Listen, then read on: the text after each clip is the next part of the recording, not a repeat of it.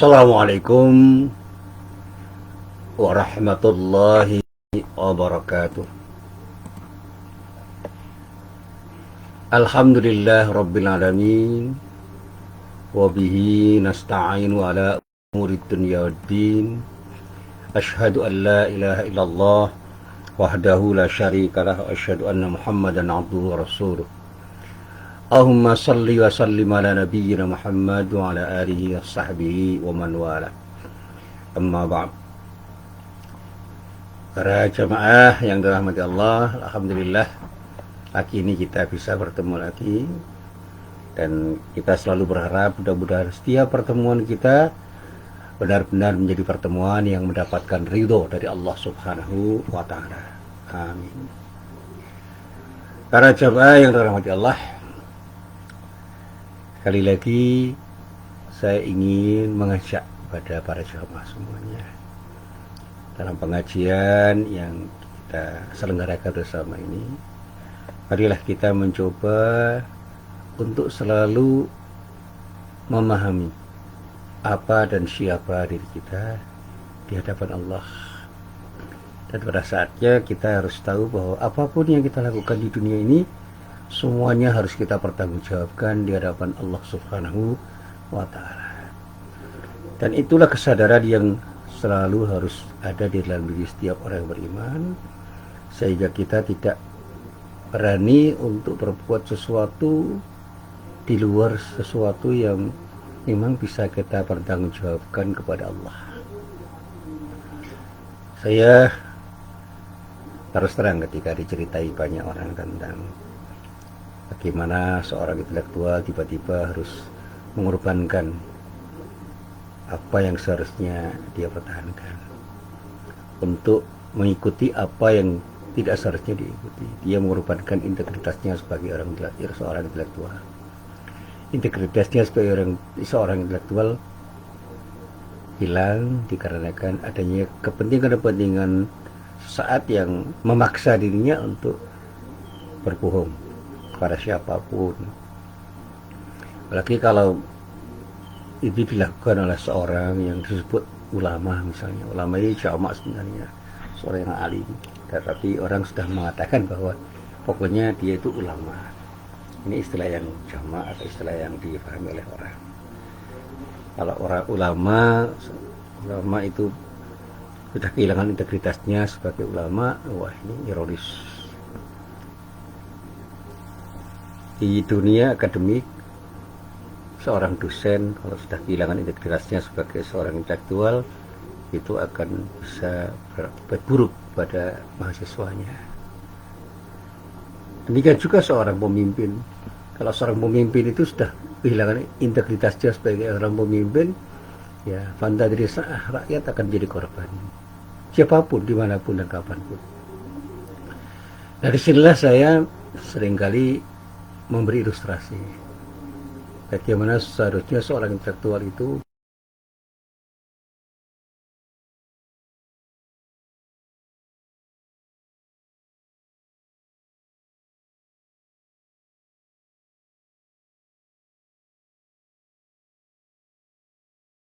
Pak Imam Malik bin Anas, Imam Ahmad bin Hambal, dan yang lain-lain.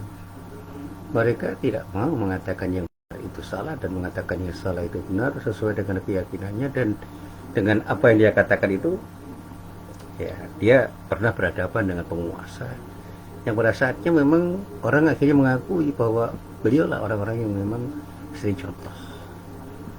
Imam Ghazali banyak dibenci orang ketika harus mempertahankan kebenaran yang dia yakini. Imam An-Nawawi, seorang ahli hadis misalnya, itu juga dibenci banyak orang dan bahkan dibenci penguasa karena mempertahankan keyakinannya. Tapi selalu dia bersikap bijak untuk berhadapan dengan siapapun. Dan kalau kita melihat Rasulullah sebagai figur yang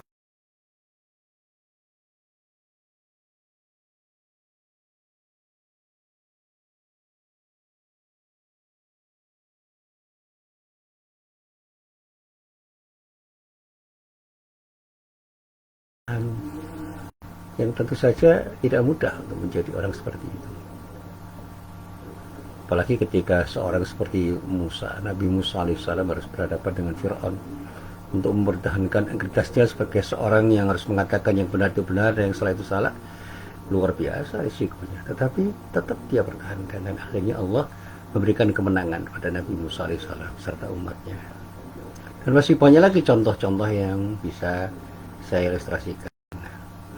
Pada pagi ini saya ingin bercerita tentang seorang yang bernama Sultan Muhammad II yang bergelar Al-Fatih, seorang yang disebut punya keberanian, sehingga orang menyebutnya sebagai Asy-Syuja', orang yang berani.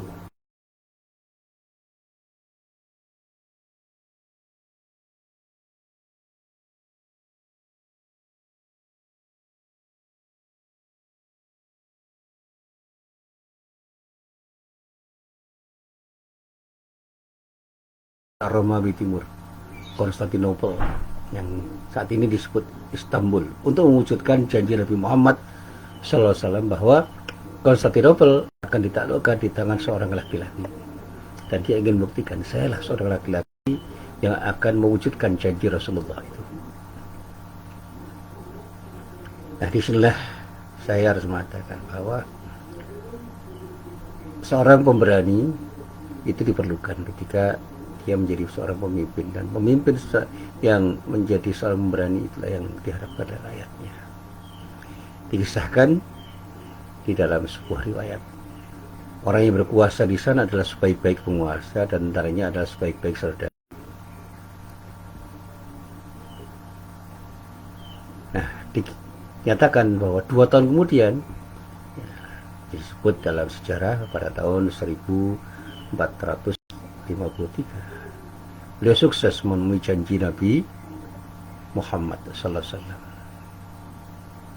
Nah, pengambilan keputusan itu jelas memerlukan keberanian yang tinggi. Betapa tidak, puluhan khalifah atau pemimpin Islam pengganti Nabi yang sebelumnya selalu gagal, apalagi tidak sedikit para pejabatnya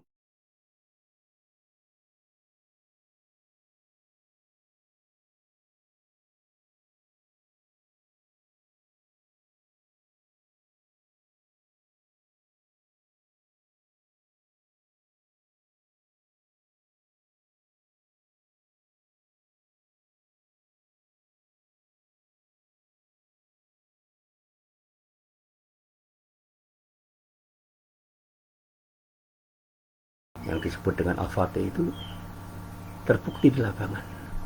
Beliau benar-benar berada di antara pasukan muslim dan musuh. Dan sebagai seorang pemimpin, dia tidak bersembunyi, tetapi dia ikut menjadi bagian dari pasukan untuk berhadapan dengan musuh. Padahal mereka itu dikatakan pada cerita yang saya baca itu hanya berada berjarak puluhan meter. Lalu karena Konstantinopel itu dikelilingi laut, maka saat melakukan itu untuk memompa semangat juang pasukannya, Sultan Muhammad II yang bergerak Al-Fatih itu menceburkan diri bersama kudanya hingga permukaan laut untuk mencapai dada kudanya. Ini sebuah motivasi yang luar biasa. Seorang yang bisa memberikan motivasi kepada para pasukan yang pada saat itu memang harus diberi motivasi untuk berperang. Sekali lagi, ini seorang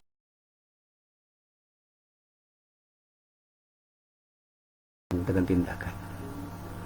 Bahkan di saat berjihad di kawasan Balkan, sekarang disebut Bosnia, Serbia, Kroasia, dan lain-lain, beberapa tahun kemudian, beberapa saat kemudian, setelah pasukan beliau sempat dipukul mundur oleh pasukan musuh yang menghadap dengan meriam-meriam pada waktu itu di balik perpohonan, Muhammad II itu berinisiatif memacu kudanya secepat mungkin untuk mencapai hutan tempat musuh berada. Nah, tindakan membuat musuh tidak sempat lagi mengejar mereka dengan mortir karena sudah terpukau dan kaget dengan keberanian orang-orang yang tidak pernah diduga akan berani melawan dengan cara seperti itu.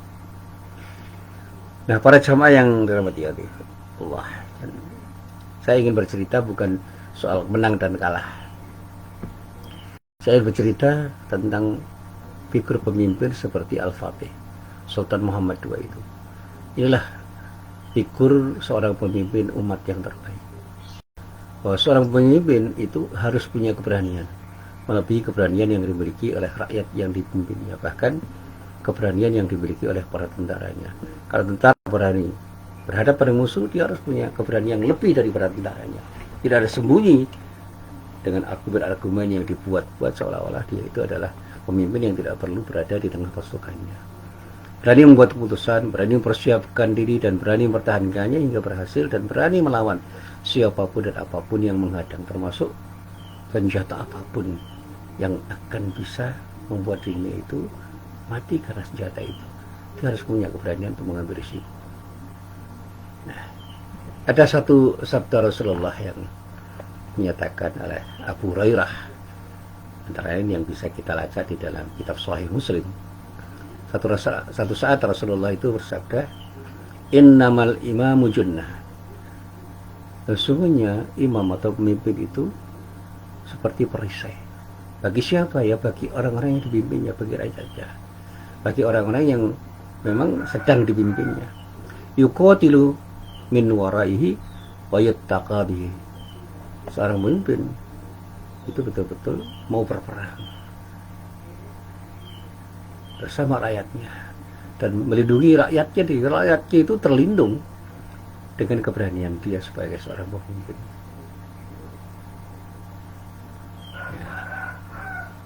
Dan saat ini memang diperlukan orang-orang yang seperti itu, bisa menjadi junnah, menjadi perisai bagi rakyatnya.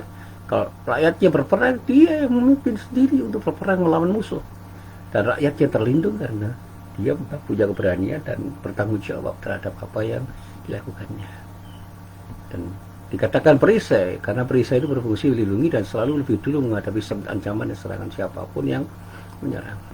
Jadi kalau ada masalah, dia tampil pertama kali untuk menjadi yang pertama dan utama untuk menghadapi masalah itu sebelum rakyat menghadapi. Karena tantangan sekarang bukan tantangan musuh yang kemudian mencederai atau membuat mati, tapi tantangan kehidupan yang lebih kompleks. Tantangan kemiskinan, karena problem ekonomi harus dihadapi oleh pemimpin itu, sehingga sebelum rakyatnya merasakan kemiskinan dan kelaparan, dia yang harus berani miskin dan lapar sebelum rakyatnya merasakan betapa tidak nikmatnya menjadi orang miskin dan lapar. Ketika rakyatnya terpuruk dengan keadaan apapun, dia yang harus berani tampil ke depan sebagai yang pertama dan utama untuk menghadapi kesulitan rakyatnya. Rakyatku tidak boleh bodoh, rakyatku tidak boleh miskin, rakyatku tidak boleh lapar. Kalau terjadi kelaparan, saya yang harus berangkat pertama kali menjadi yang utama dan pertama untuk membuat rakyat itu tidak lapar, membuat rakyat itu tidak miskin, dan membuat rakyat itu tidak bodoh. Dan itulah problem sosial yang harus diselesaikan oleh pemimpin. Ketika rakyatnya itu punya masalah, maka pemimpin harus tampil pertama kali menyelesaikan masalah yang dihadapi rakyatnya. Itu pemimpin sejati. Dan sekarang tidak mudah menemukan pemimpin seperti itu dimanapun, di belahan bumi manapun. Tapi itu sekali lagi, kajian saya terhadap soal pemimpinan itu berakhir pada satu titik temu dari setiap diskusi yang saya lakukan bersama teman-teman saya. Kapanpun dan dimanapun, diperlukan pemimpin yang punya keberanian untuk membuat keputusan yang terbaik bagi rakyatnya, sehingga dia mau berkorban untuk rakyatnya, sebagaimana Rasulullah berkorban untuk rakyatnya dalam masa pemimpinannya. Dia tidak rela rakyatnya miskin, dia tidak rela rakyatnya lapar, dia tidak rela rakyatnya bodoh, dia tidak rela rakyatnya terpuruk. Karena itu dia berbuat sesuatu untuk memberikan yang terbaik bagi rakyatnya, sehingga beliau menjadi pemimpin yang betul-betul dicintai rakyatnya. Pemimpin yang baik itu adalah pemimpin yang dicintai rakyatnya karena dia mencintai rakyatnya. Pemimpin yang tidak baik adalah pemimpin yang tidak mencintai rakyatnya dan rakyatnya juga tidak mencintainya. Dan sekarang ini kalau kita mau betul-betul melihat di dunia ini, banyak sekali pemimpin yang sebenarnya belum dicintai rakyatnya karena dia belum bisa mencintai rakyatnya secara tulus, sehingga dia gagal menjadi pemimpin karena apa? Belum bisa mendahulukan kepentingan rakyatnya dan bahkan lebih dahulu mementingkan dirinya. Nah, para jamaah yang dirahmati Allah, ironis kalau masih ada pemimpin yang mengaku sebagai muslim ternyata punya sifat penakut, padahal ancaman yang akan terjadi itu bisa luar biasa dan membutuhkan keberanian. Apalagi jika sampai seorang pemimpin itu mengajak rakyatnya ikut-ikutan takut seperti dirinya. Dan Ketika saya ceritakan tentang Sultan Muhammad II yang berkenal Al-Fatih, ini bukan apa-apa, ini sebagai contoh saja. Seperti Muhammad II ini, kita memang perlu untuk membaca dan mendalami Al-Quran, dan bahkan hadis-hadis Nabi yang bercerita tentang persoalan kepemimpinan, kisah-kisah pemimpin Islam yang terbaik, agar kita terinspirasi oleh mereka, agar tidak lagi ragu-ragu atau takut ketika kita menjadi pemimpin. Kita harus betul-betul memimpin dengan keberanian yang bisa kita pertanggungjawabkan. Berani memberantas korupsi, berani melindungi rakyat, berani melindungi setiap ancaman dari siapapun, dimanapun dan kapanpun, sehingga seorang pemimpin itu bisa memberi rasa aman kepada rakyatnya dan pada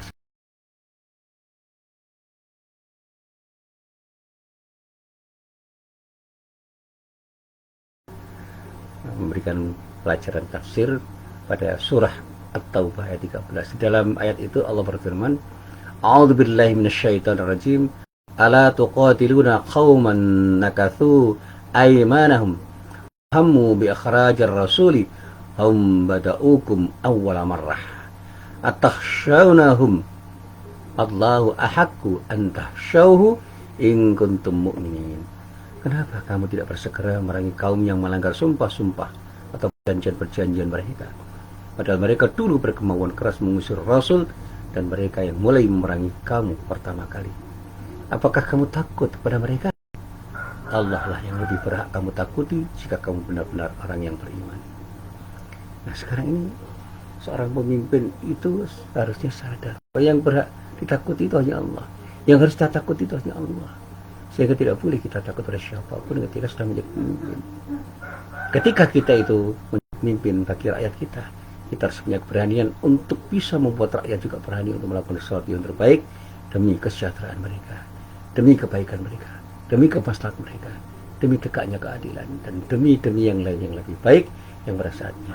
Kita tidak boleh diam andai kata rakyat kita itu terpuruk, rakyat kita punya salah yang harus kita selesaikan bersama-sama rakyat, karena kita adalah orang yang harus pertama kali memimpin untuk rakyat kita yang kita pimpin, sehingga rakyat itu betul-betul menjadi rakyat yang terpimpin oleh pemimpinan yang baik dan benar, dan pada saatnya insya Allah rakyat akan merasakan manfaat kepemimpinan yang betul-betul dilakukan oleh para pemimpin yang di samping punya kemauan untuk memimpin, juga punya keberanian untuk melakukan apa saja demi kebaikan rakyatnya.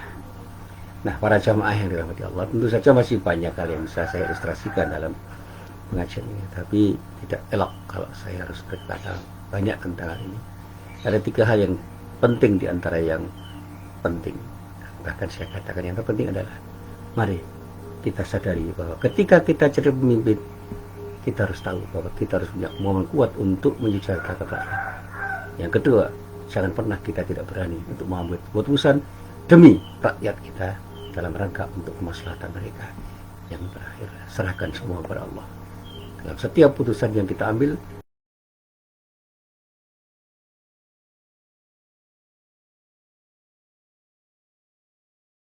dan kita untuk mereka, dan lakukan semua itu karena Allah, karena semua yang kita lakukan karena Allah insya Allah akan mendapatkan dari Allah, dan kita akan terus mendapatkan pertolongan dari Allah, karena Allah selalu akan menolong setiap orang-orang yang bersabar di dalam menjalani kehidupan menurut apa yang telah digariskan oleh Allah Subhanahu wa Ta'ala.